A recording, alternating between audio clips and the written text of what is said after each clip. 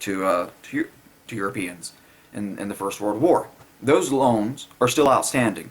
We've not been pressuring you for that money back, and what's owed today, if you look at it as a percent of GDP, would be about 225 billion pounds is what the debt that you have remaining to us. That, once again, we're not pestering you to pay back. That is a lot more than 170 billion pounds that was spent to help Greek. Now, it was in euros I converted it to pounds. So about 55 additional billion pounds more than what the Greek bailout cost. In other words, I'm just saying that I'm not pointing. We're a great country. We're all this in a bucket of fried chicken. I'm just pointing out we're willing to give until it hurts for the United Kingdom. We really like your country. Now, in the interwar period between World War I and World War II, public trust of Britons in the United States was low, and it was because of your view towards the war debts. You didn't think you should have to pay them. That we should write those off and take it to be your contribution to the war, to your own war, and that really pissed off a lot of Americans.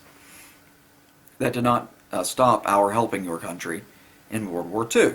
Now, we loaned a lot of money. So actually, we did loan some money, and you did pay that back. You finished paying that back a few years ago. Thank you. We appreciate it. But in addition to that, you weren't only given equipment at cost. You were given equipment below cost. It was sold to you, but like between 10 and 15 cents on the dollar, heavily discounted by the federal government when it was sold to you. So that that's a revenue stream that we could have made. We could have made that revenue doing something else with that material, but we sold it to you at a loss.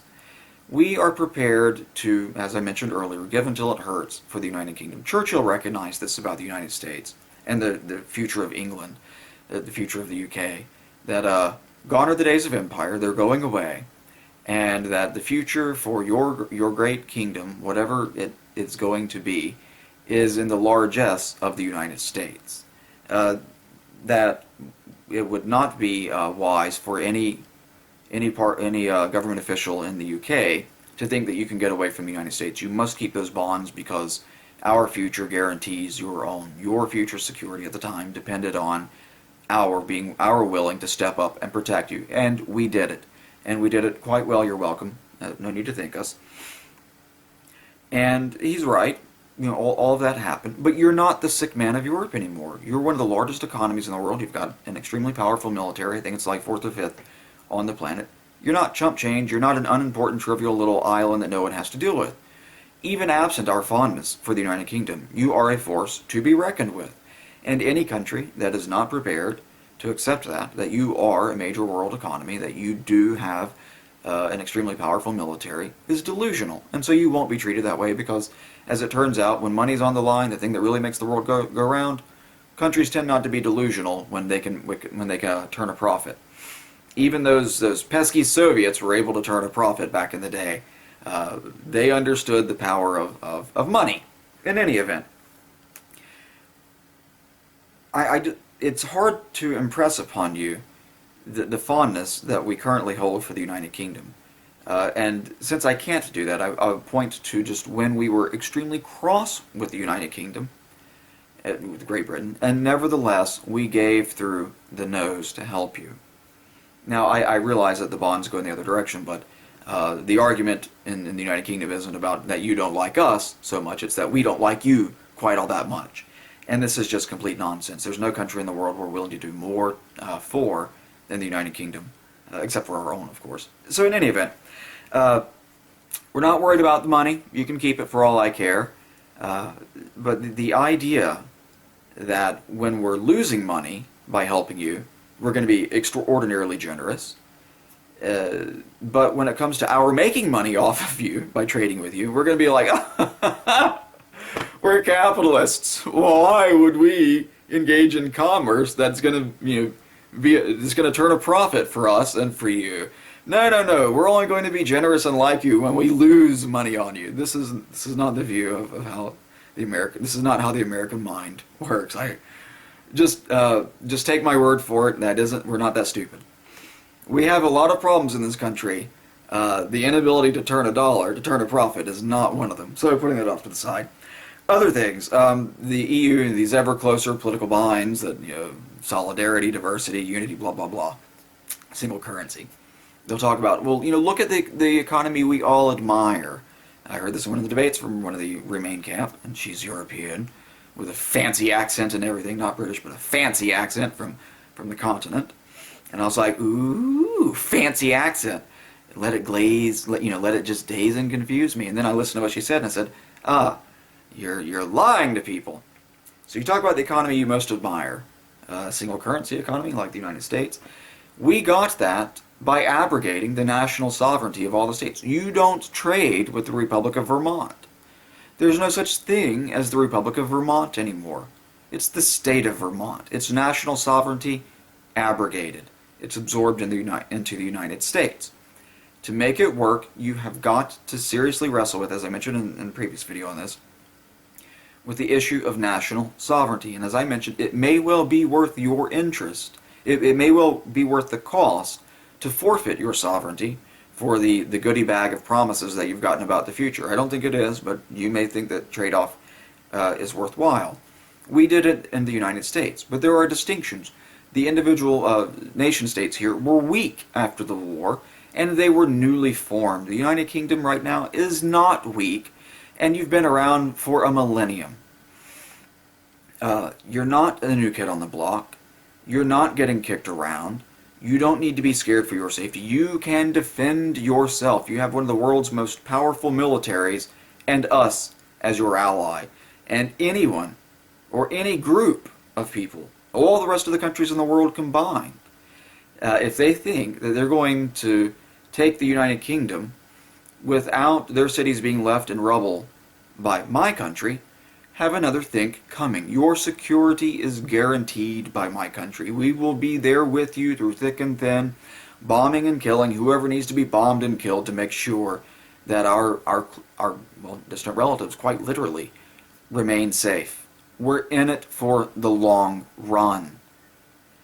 At the time, after our Revolutionary War, that was not the state of affairs here. Each of the individual nations was weak. And they needed to do something about it. And through the long and the short of it is we got the United States out of it. But there are distinctions. We control the federal government. You don't have input into the EU. Every significant issue that the United Kingdom has brought to the EU, fisheries, whatever it is, you've lost. You don't have influence there. It's not democratically elected.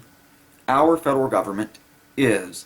If we don't like what they do, we can get rid of them, and indeed, we do this every couple of years, although for some reason we seem to like to re-elect incumbents, but that speaks to our stupidity, not a problem that is with the system. Your problems, compounding to the stupidity of some of the voters, will be the system into which you're being asked to go. You don't have control. You don't have direct influence. You can't throw out bad people and they fuck you over.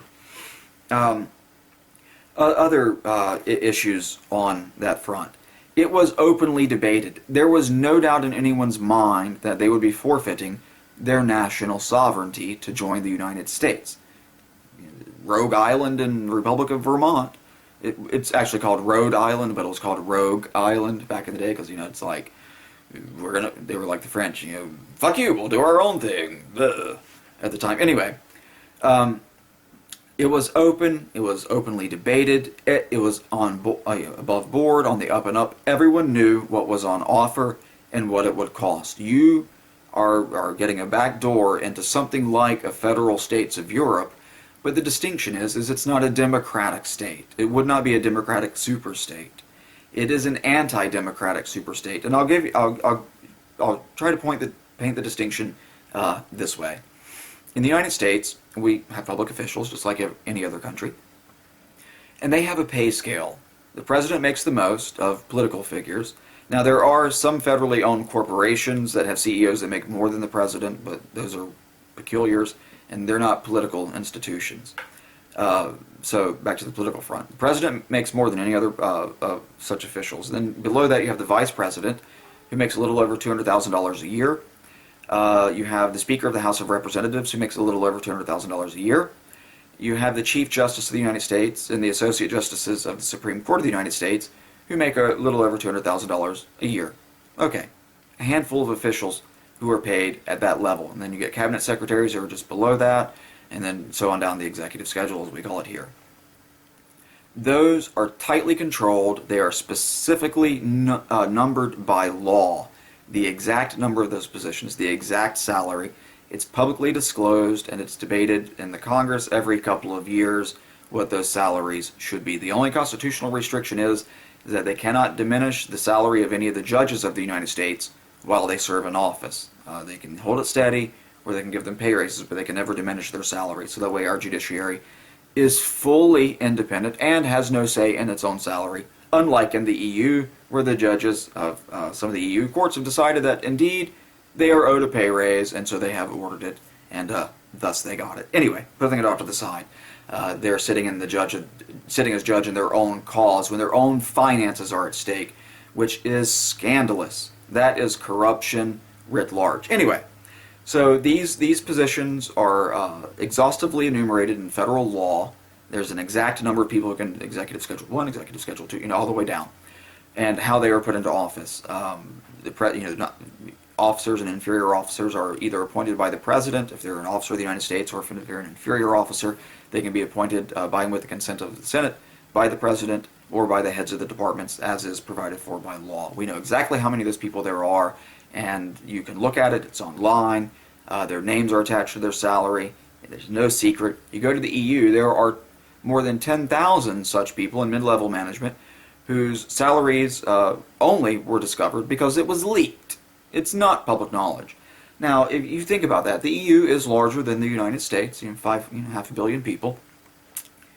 But 10,000 such officials, that are paid at the level of the Vice President of the United States, the Chief Justice of the United States, and the Speaker of the House of the Representatives of the Congress of the United States. These people must be exceedingly important and have a great deal of power and a lot to do to be paid that kind of money. No, they don't. They're low-level functionaries, and they get that because it's not a democratic institution. That kind of graft just does not last in a democratic institution where the people can through an election, or through other means, by the way, constrain the government and moderate its expenditures. Now, we have a lot of expenditure problems here in the United States, to be sure. But if you think that capitalists like us in a democratic society have problems with controlling our debt, you ain't seen nothing yet until the socialists get a hold of it, and the communists and the extreme left wing, when they get a hold of that. A well-placed communist would make an American billionaire jealous with how well they were treated. It's great work if you can get it. If you're one of the chosen few, if you're one of the elites.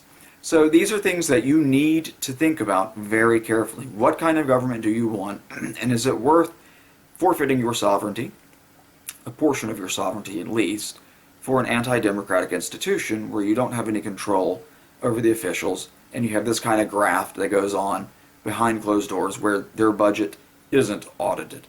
At least here we know we're getting fucked, which I guess is small consolation. Anyway, for us, a couple of hundred years ago when we were weak, it was worth it to do it. You aren't in that position. You're not new. You're not weak. You're strong. You're powerful. You're established. You're well respected. Anyone who tells you that you're still the sick man of Europe, anyone who tells you that you're going to be treated like a red-headed stepchild on the world stage is lying to you. They're misleading you, and they know that they're misleading you. And anyone who dares tell the lie that the United States does not have a great deal of love for the United Kingdom, and that we would not trade with you, or that we would give you particularly disadvantageous trading terms, should be publicly flogged. Have a great day.